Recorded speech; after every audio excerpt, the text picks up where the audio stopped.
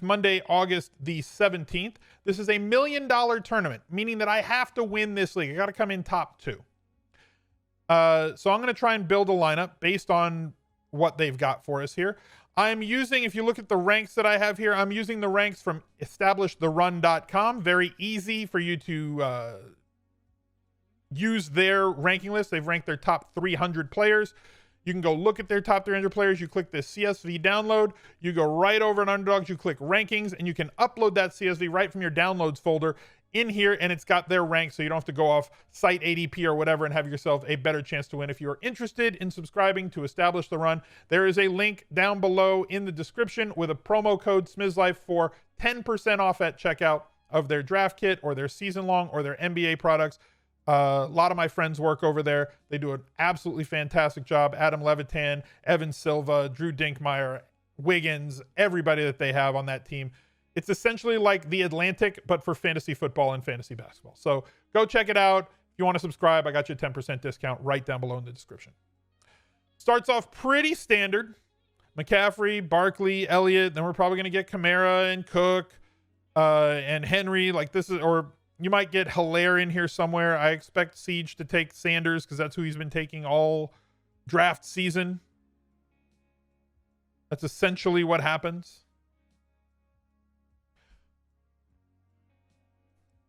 Oh, he took Sanders from him. He took Sanders away from him. Was that an auto pick? I wonder if Siege is on auto pick. Child's play. So all running backs off the board early. So there's a lot of different draft strategies, and I like to counterpunch, right? I don't want to go into a draft with a specific draft strategy for that day, right? That's just not what I do. So for me, I would rather bob and weave, see where the draft goes, and then make my decisions based on what's out there and what's left to me.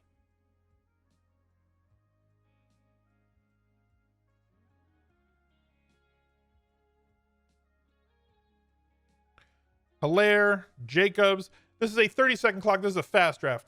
All right. The question is, should I shoot for the moon? And I'm going to 100% shoot for the moon here. Odds are I am not going to get Patrick Mahomes to last to me. But imagine, chat. Can you imagine if at the end of the 3rd round, Patrick Mahomes is still available? And I get the vaunted Kansas City Chiefs double stack with Kelsey and Hill. And I understand that there is a boom bust rate here with Hill. But for best ball, I want to try and win the whole damn thing. And the possibility that once you get into the playoffs that start in week 14 for this Best Ball Mania tournament, where there's $200,000 up top if you're the last man standing, you're the king of the mountain. The best way to get there is playing your stacks and double stacks. Sometimes it's not going to work out that way. Sometimes it's going to be a random team that gets you through. But realistically speaking, a team gets hot at the end of the season, and that quarterback and his pass catchers have themselves 2 or 3 big games between week 14, 15, and 16. That's going to propel you all the way through. So chat's asking, is there correlation in best ball too? Yes, there is.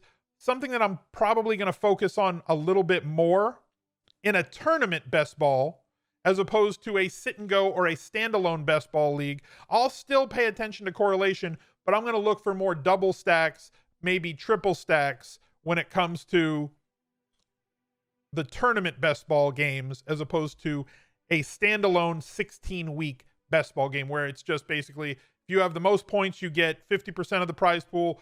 Second place gets 30% of the prize pool. And then 10% of the prize pool goes to third, and there's 10% rake. So you just got to finish top 3 to make money in a cash game league like that. But this is a tournament league, and somebody typically answers, do you really want to put all your eggs in one basket like that? And my answer to them is, I'm trying to win all of the eggs. So in a situation like this, in a format like this, where I am realistically trying to win every egg that's out there, I'm okay putting all my eggs in one basket. I did a previous draft on here where we stacked the Cowboys. I think we came out with Cooper and Jarwin and Gallup and Dak. Love that stack. Austin Eckler going 2.9 looks as though it's a great steal, even in half-point PPR. Play all the dudes, win all the eggs. I agree. Hurd just tore his ACL. Well, the reports came in that he tore his ACL. That sucks.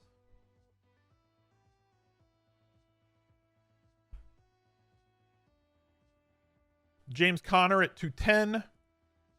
I've seen him creep up because once you get here, if you have like the number 1 pick, right, and you got McCaffrey at 1, this is the running backs that are left to you, where Connor's ADP was somewhere around here, 3.3 or 3.4 recently. He's creeping up to this end of the second round now because there's just nothing left. Like now you're going with like Lev Bell or Chris Carson or David Johnson or anybody in this range. I think that Melvin Gordon's going to split more with Phillip Lindsay than people are letting on.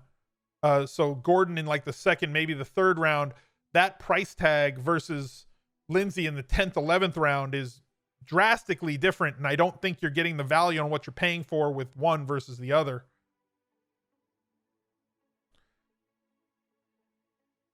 All the Kendrick Bourne. Yeah, I don't know what to do with that San Francisco pass game yet. It's also going to depend on Debo. Well, Lamar Jackson just went at 3-1, which probably means that I'm not going to get the quarterback stack, which I'm fine with because I'm fine with just having the two guys. I'm fine with having Hill and Travis, right?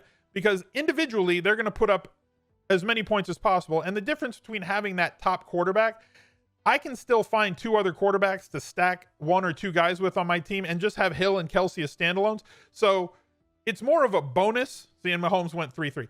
It's more of a bonus to me if Mahomes lasts there, but it's not the end of the world if he doesn't. So to me, it's more about gathering the talent that's going to have the big weeks and win me a week of best ball, possibly, hopefully, from weeks 14, 15, and 16, if I can make the playoffs, as opposed to I need this stack or my lineup is busted in round 3. It's clearly not.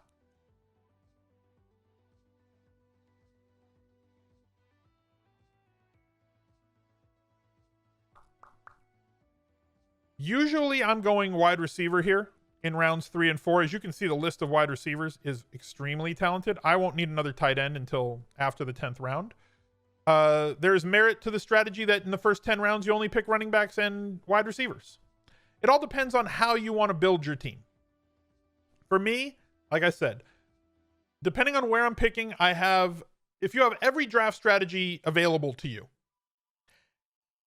at the beginning before you find out where you're picking, and then you find out you're at the end of the first round, there are certain draft strategies that are not viable anymore because you're just not going to have access to the first 11 players that are off the board.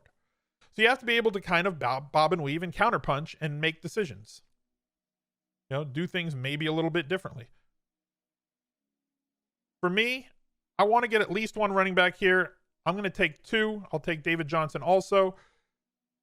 I think that Jonathan Taylor, I've been cold on the rookies so far this offseason. If you watched my must-have rookies video, I'm mostly out on a lot of the running backs that are rookies, especially at ADP.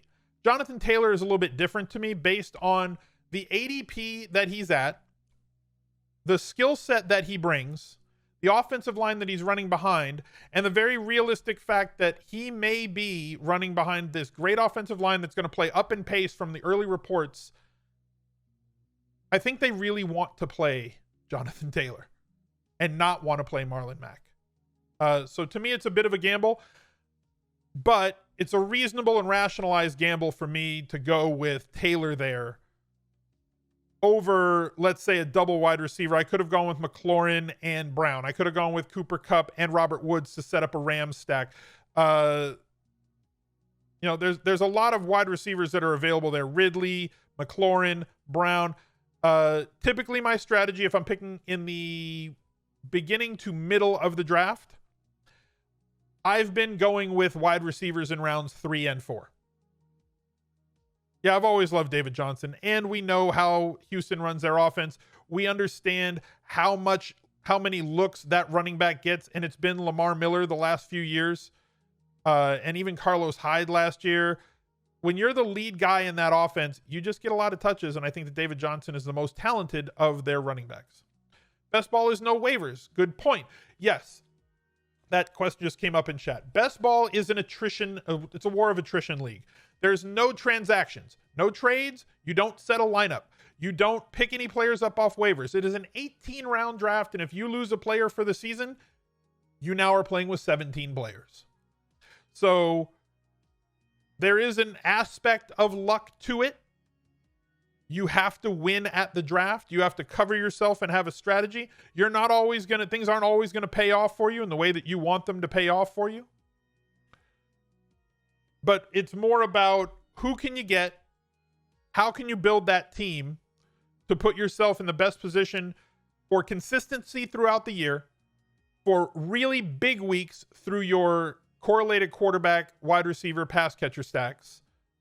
And then how are you going to build a team?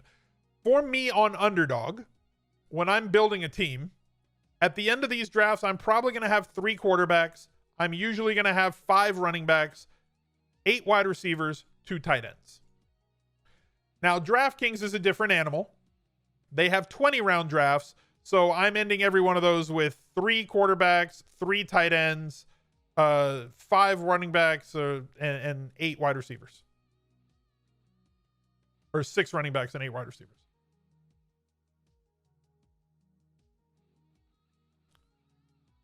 And in past years, I would typically go with 2 quarterbacks, even though there's not much difference in the winning expectation if you have 2 quarterbacks or 3, or if you have 2 tight ends or 3. But this year, with COVID being what it is, and players, if they come down with the virus, are going to miss 2 to 3 weeks of games, quarterback is a much more important position in terms of point expectation.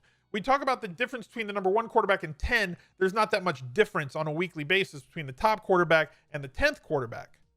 But if you have 0 points out of your quarterback, let's say one of your quarterbacks is on bye and the other one's injured, and you have 2 quarterbacks, you get 0 points from your quarterback. You should score 18 plus points a week, every week, in best ball from your quarterback position. So this year specifically, I'm exiting every draft, or trying to, with 3 quarterbacks. That's just the move that I've made based on the current climate and everything that's going on. You may think differently, and you're welcome to it.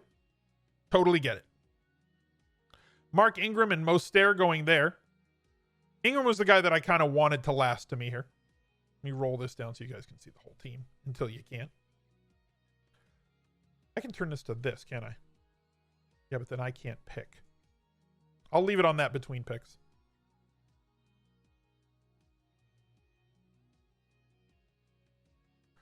I was just going to take Will Fuller. I hate you, G. Warsh. Not a fan of G. Warsh right now, chat.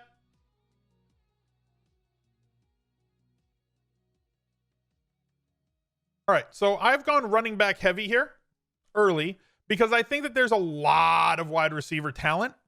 There's late running backs that I can take that have an idea that I can get to. Cam Akers I don't want as my running back 1. I'm fine with him as my RB4, right? Kareem Hunt with Chubb there last year averaged 12.5 points per game. Considering the usage that he got, even with Chubb on the field getting 20 touches, I have a solid floor from him, as well as having the upside if Chubb happens to miss games.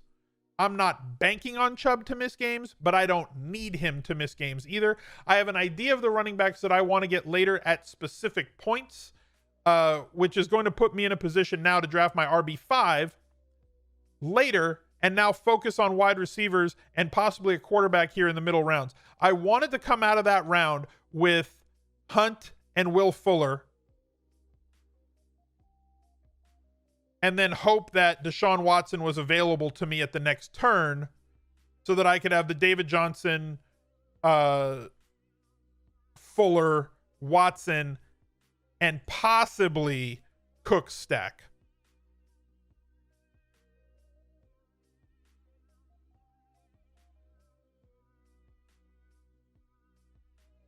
You love DeAndre Swift this year, played in a split backfield his entire career at UGA. Yes, but he's way behind according to that coaching staff right now. That could be coach speak the opposite way. That could be just trying to motivate a player through the press. I don't know.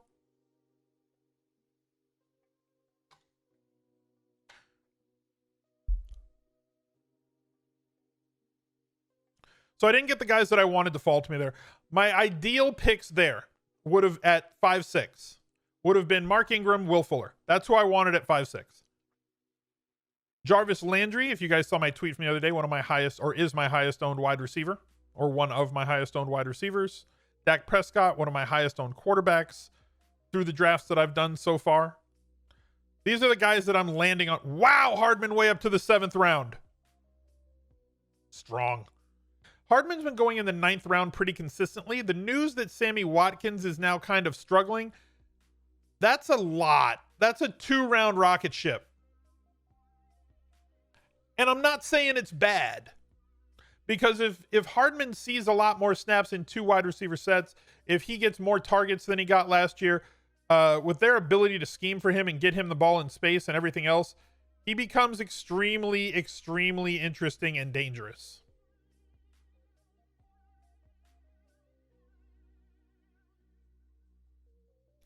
Landry at 7-7. That's a great pick. Good value there. He's been going before that. Gibson up to the 7th lately. Yeah. Gibson's going to split a lot of people because, like, one, we just don't know what he's going to be. We don't know how he's going to be used. We don't exactly know what his role is yet.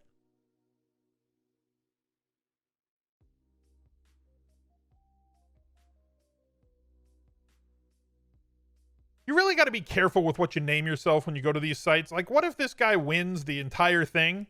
Congratulations to Butt Scratcher. Now you're just Butt Scratcher the rest of your life. You really got to be careful with what you name yourself.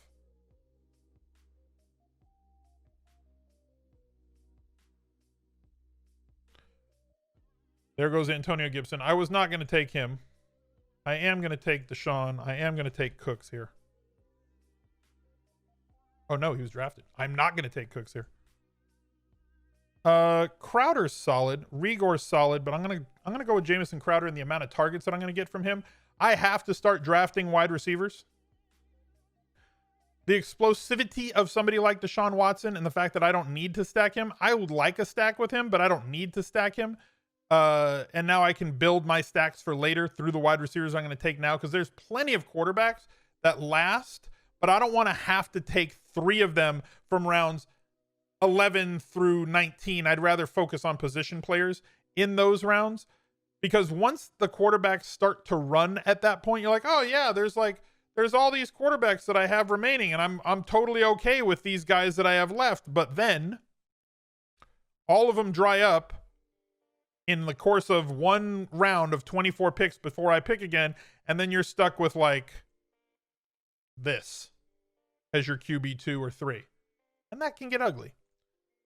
So I've been picking mid-round quarterbacks somewhere between rounds 6 and 10. I try to get my first. I get another one between rounds 11 and 15, and then I'll probably take my last quarterback around 16, 17 to see who I like. See, here come all the quarterbacks coming off the board.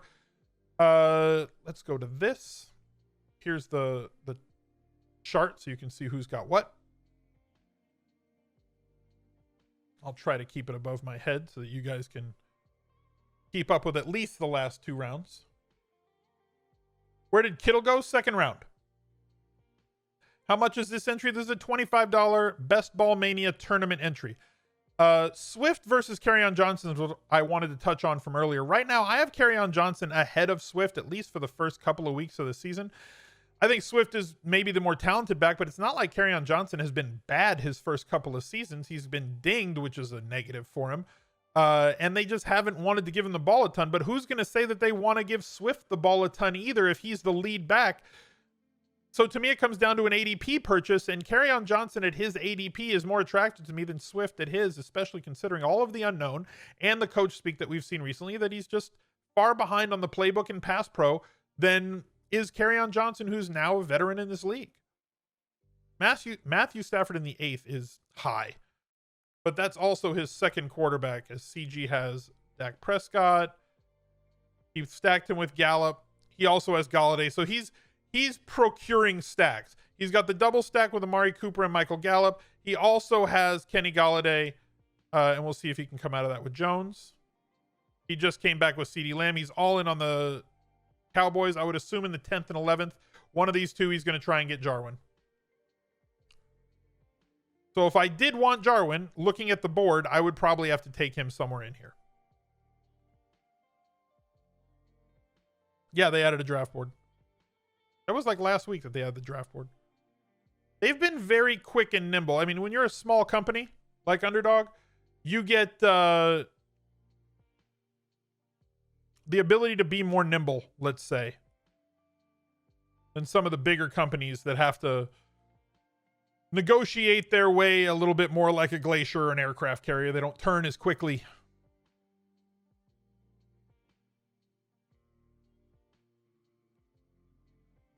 Tyler Higby in 9. That's about where he goes. 8, 9.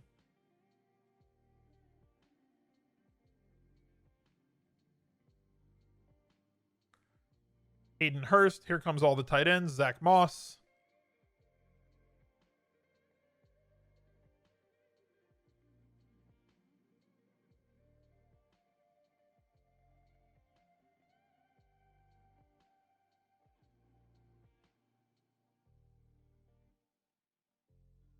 Is it me or does the timer seem faster or is it just lag on my end?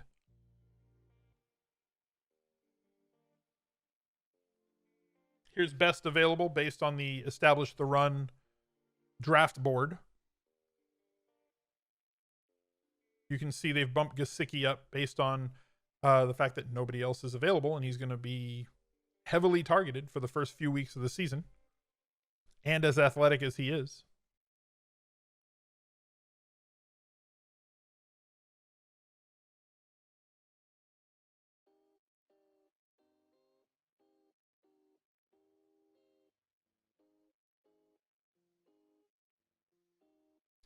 Tony Pollard goes. Give me Djax. And there's another wide receiver that I think won't make it back in bye weeks. I'm going to go with Curtis Samuel here.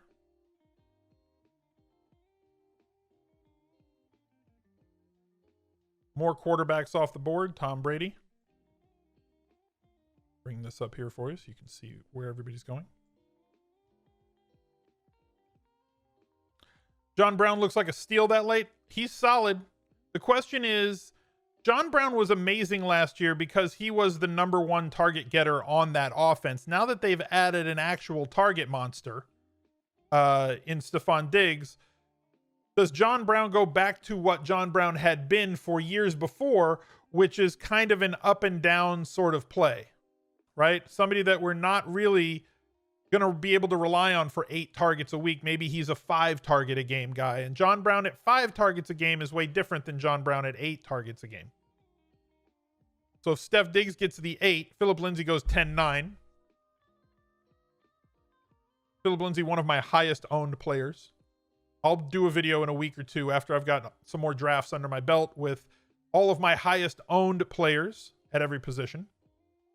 Give you 1, 2, or 3 at every position, just to let people know where I've gone. Not necessarily that's where you have to go. It's just players that I've ended up on a lot in drafts. Shepard and Slayton for Anabos. Guess what quarterback he's waiting on. I'm sure you can figure it out. TJ Hawkinson from CG. CG doing a really good job of double stacking his quarterbacks right here with as many of their passing options as possible.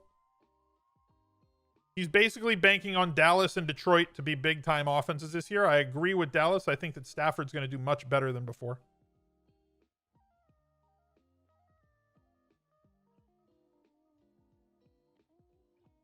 And it's also easier to dictate where you're going from the top or the back of a draft, because you can pick guys a little bit early, a half a round early, to make sure you get the guys you want or need. What if he comes out of this with Jarwin? Stacks both of his tight ends. I'm a genius. Sammy Watkins at 11. That is then versus Hardman in the 7th now. Best way to get ready for DFS this year?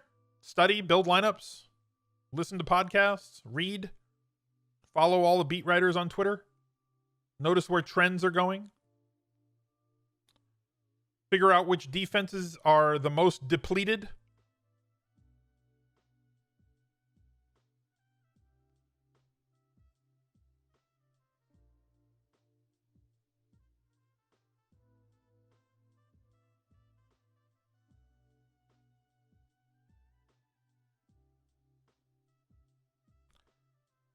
Ooh, he didn't get Daniel Jones.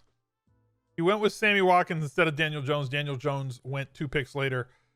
Anaboss probably punching his desk right now. Punch in the air.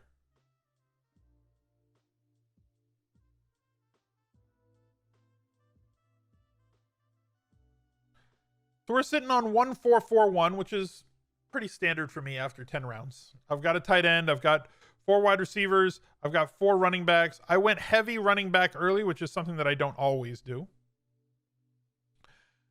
Which has now put me in a position to kind of scramble for wideouts. I have big game guys like D-Jax, like Samuel, like Tyreek Hill. I don't have the super high target guys, and I'm just not going to have them with this team. So that's going to put me in a spot where now I have to make some plays. I'm fine with N'Keal Harry here. I kind of want Paris Campbell based on his new role with that team. I've got young upside wide receivers. Deshaun's not young, but like these are high single week upside guys. Yes, I'm going to have some down weeks as well with them. Now it's about the time that I go through each position and kind of target the guys that I'm interested in walking away with at some point, right? Whether it's for stack purposes, whether it's for best available talent or what. It does not really matter to me. Running backs, I don't really need any of these guys. I have a lot of Darrell Henderson. I'm probably not going to draft in this draft as I already have one of their guys. Keyshawn Vaughn is an RB5. I don't mind. Damian Harris, I think, is going to be the starter at the beginning of the season based on injury.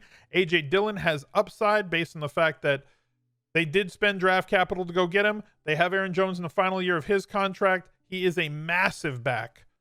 Bryce Love getting a lot of love during camp right now. Joshua Kelly as well. As an RB5, I'm fine with every one of those.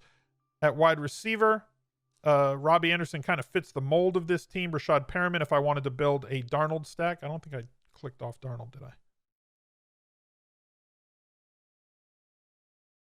Did somebody already take Darnold? No. I was going to say, that doesn't make sense. Pittman, if I'm going for a Rivers stack.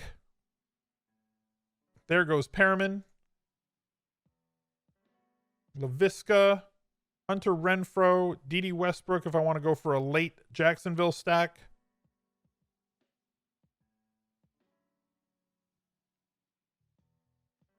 Somebody has to catch the ball on the outside for Washington that's not named Terry McLaurin. Jakeem Grant going to start early, but he can turn into a 0 really fast. Jalen Hurd, rip. Kendrick Bourne, I'm interested to see where he goes, so I'm going to mark him just to see when he falls off the board. Brian Edwards, if you think that he's going to be the rookie that does a lot of damage in Las Vegas with as good as he's been doing throughout camp so far. Chris Conley, somebody that I have a lot of late in drafts.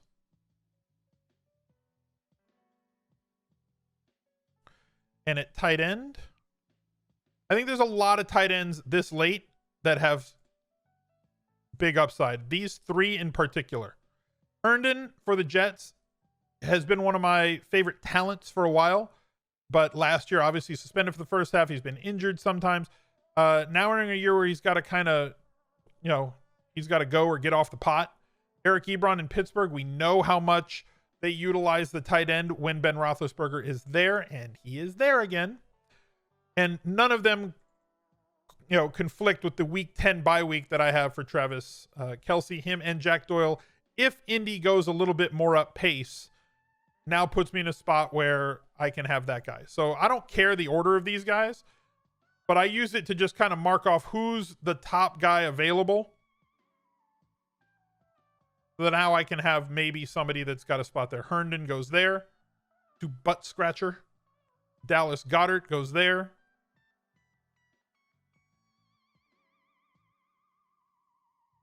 Let's go with Teddy. And let's go with, where'd he go? Ebron.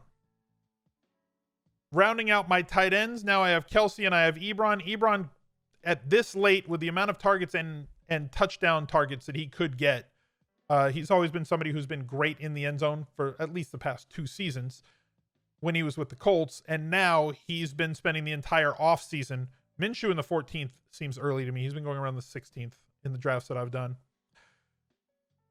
Ebron could very easily outperform his ADP and his draft slot at that position this season. So I'm probably going to end draft season with an awful lot of him. Just to experiment. It says I can pop this out. Is that better?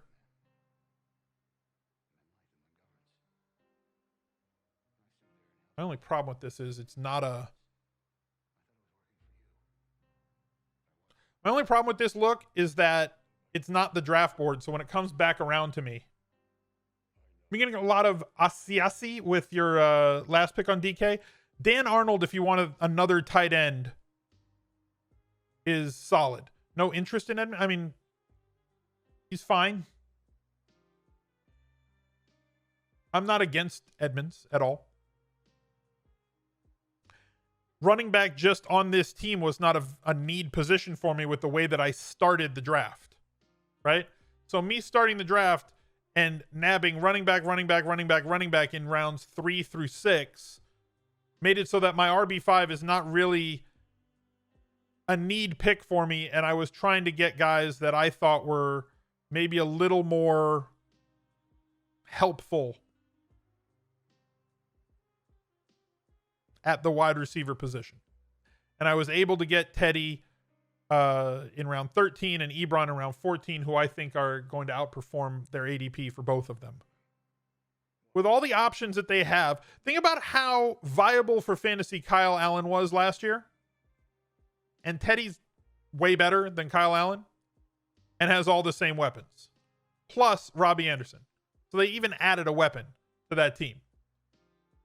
The amount of completions that he's going to be able to get, and the fact that I believe personally that defense could or should be, just for argument's sake, I don't want to just say something like they're the worst defense in the league, but let's say there's not one analyst that has them outside of their bottom 3 defenses in the league. I love fantasy players on teams with crappy defenses because that means that they're going to be in positive game script situations. He has a running back that should garner 10 targets a game. That's easy yards. He's got DJ Moore, who's a vacuum cleaner on the outside, just sucking up all the targets and catches that he can get. Samuel and Anderson, the ability to get deep, and a very good tight end as well. And his draft cost is the 13th round.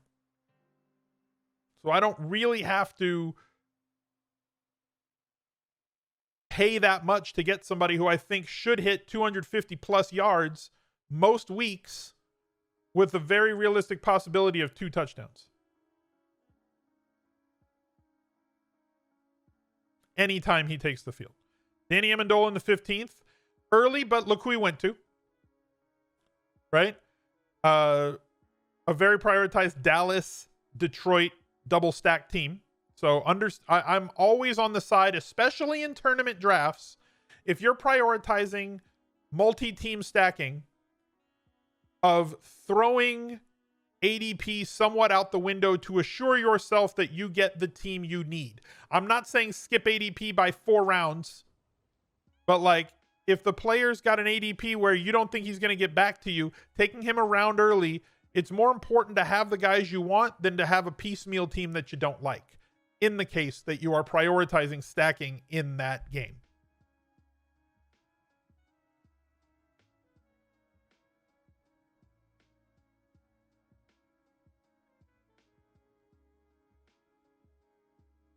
Get back to the other screen. Best running backs available? Not much left.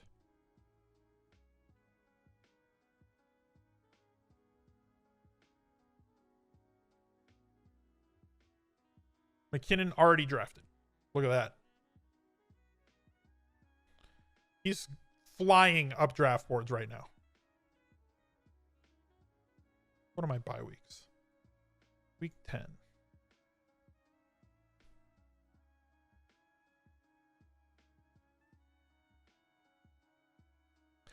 As I said, I want to end every draft right now in best ball with 3 quarterbacks because of the nature of the game this year. I need to have 18 points a week plus from my quarterback. The fact that quarterbacks now have an extra reason why they might miss 3 weeks. I want to be sure that I have that 18 points locked in. I'd hate to miss the playoffs by, less than 20 points and know that I had a week where I only had 1 QB based on bye weeks. And then all of a sudden he was out and I didn't get my 15 to 25 points for my quarterback. So for me, prioritizing a third quarterback, that's viable. Yes, there will be QBs available in the last round, but they're going to look like this. Tyrod Taylor, Foles, Haskins. These are your quarterbacks that are available in the final round. So you if you want to go 3 quarterbacks, you kind of have to get it ahead rather than behind. So I got 2 picks left. They're both going to be wide receivers. Don't need Phillips anymore. Don't need Bryce Love anymore. I'm going to take the 2 wide receivers that I like the best. I do like him. King of Dust is fine with me. Corey Davis that late's not terrible. Somebody's got to catch the ball there. Rip Jalen Hurd. BC Johnson, if you believe the coach speak that he's ahead of Jefferson right now, I personally don't. I think the talent's going to win out there. I mean, I believe that right now he's ahead of him. I don't think he's going to stay ahead of him.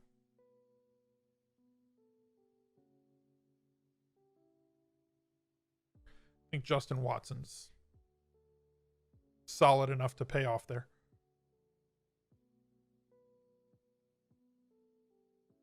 And I know that these guys are behind my head, guys, so I'm sorry. Reaching on one of the Chargers QBs doesn't seem like a bad idea to you. That offense has some weapons, just a matter of who it will be. That offense does have weapons, but they have a very good defense, and I assume that they're going to try to play extremely slow. They have 2 pounding running backs, and then they have Eckler, who should be the number 1 guy on that team. The 2 pounders are behind him with Kelly and Jackson. So with that defense, they profile as a team, whether it's with Tyrod or whether it's with Hebert, to be a slow, methodical team, which is not very much different than what they've been the last couple of years, right? They've been a slow team, but now you've got a slow team without a good quarterback or as good a quarterback as Phil Rivers, who with less options can still be extremely efficient. So like a slow plodding offense scares me.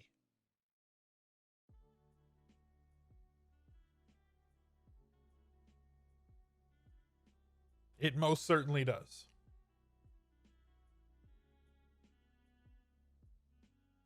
I had fun doing this draft. I'm going to do another one of these. I'll probably do them every Monday until the season starts. We'll go through one of these drafts. Guys, leave me a comment down below what your favorite draft strategy is, whether you go 0 RB, whether you stack RBs early, whether you take a quarterback in the first 10 rounds or you wait and double stack quarterbacks late. Let me know what your favorite draft strategy is. We'll get to the other couple of picks here. I'm going to take one safe one, and it's going to be Renfro. And then I'm going to shoot for the moon here with Gandy Golden and hope that he actually pays this off, being somebody that we can end up with. My team ending here, not my favorite draft that I've ever had, but I don't think it's a terrible team with Deshaun Watson, Teddy Bridgewater, Sam Darnold. Watson not stacked with any one of his receivers, but I do have David Johnson, who does project to catch a good amount of balls this year. So not terrible, but not my favorite. I would have rather gotten Watson with Fuller or Cooks, but it just didn't pan out. Teddy Bridgewater with Samuel, Sam Darnold with Jameson Crowder. I was hoping that I'd get his tight end to fall to me as well, but he didn't. He went a couple picks before me there. Sometimes snake drafts just don't shake out exactly the way you want. I'm happy with Jonathan Taylor with where I got him at pick 36, David Johnson at 34, Kareem Hunt and Akers with the 2 picks back-to-back in the next 2 rounds, loading up on running back in the first 6 rounds for me in this draft, finishing it off with Josh Kelly as the RB5, the in-case running back. Tyreek Hill, Jameson Crowder, Deshaun Jackson, Curtis Samuel, N'Keal Harry, Paris Campbell, Hunter Renfrow, and Gandy Golden. I'm going to need these guys to pay off. I usually go with a more wide receiver heavy look from rounds 3 through 7. So this was kind of a zig to my usual zag. A different looking team, if you will. Travis Kelce, an absolute stud and a difference maker, as well as Eric Ebron, who I think will be a good value versus his ADP, and most certainly, if he stays healthy, pay off for a profit on that pick where I got him. So thank you guys for joining, and I'll catch you later. Bye. He's a legend.